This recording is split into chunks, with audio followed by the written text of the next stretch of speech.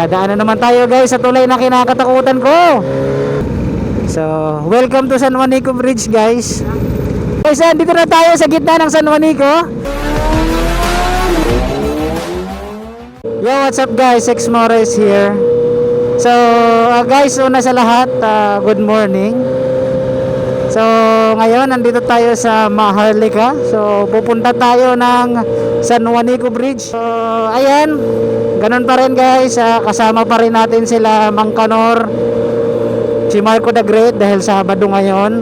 Siyempre si Wangboy at nag-iisang si Simon. So let's go, samahan nyo kami at pupunta kami ng San Juanico. By the way nga pala guys, dito tayo dadaan sa Bypass Road.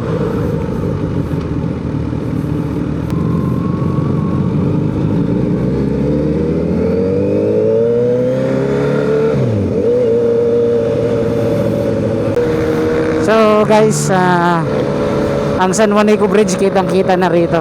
So malapit-lapit na tayo. Hey! Dadaanan naman tayo guys sa tulay na kinakatakutan ko.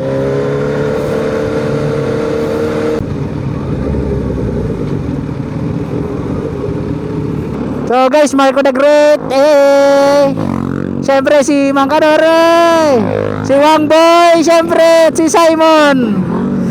So, yun yung mga kasama natin guys. Ayan. So, kita-kits na lang tayo sa tawid ng San Juanico Bridge. So, guys.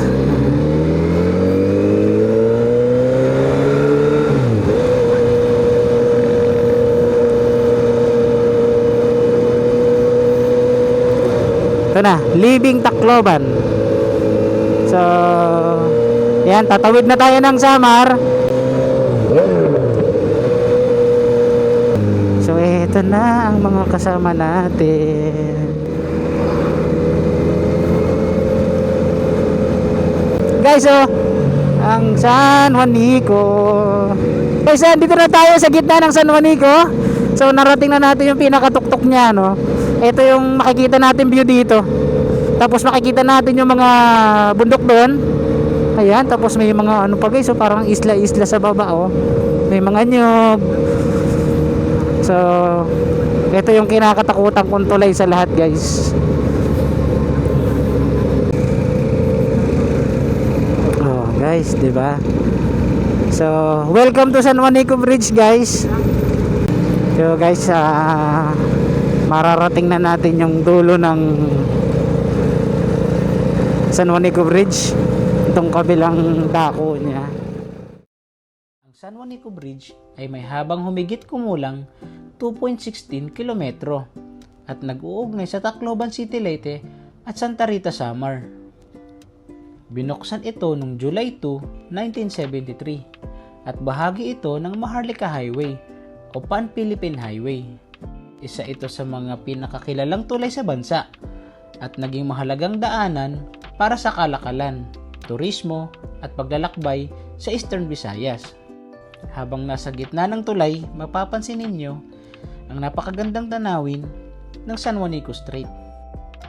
Kaya naman hindi nakapagtatakang isa ito sa mga paboritong destinasyon ng mga riders, photographers at mga turista. Alam nyo ba, tinawag din itong Bridge of Love dahil sa pagdudugtong nito sa dalawang isla. May mga kwento at alamat ding umiikot tungkol sa tulay.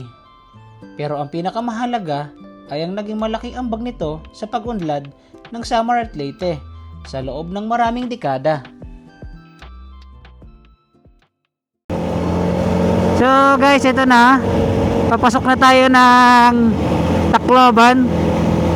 So, gateway to Eastern Visayas. Welcome to Tacloban City, Philippines.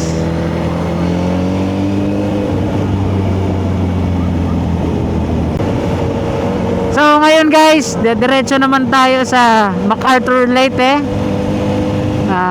MacArthur Park yan, para kumain tapos pasyal na rin tayo doon.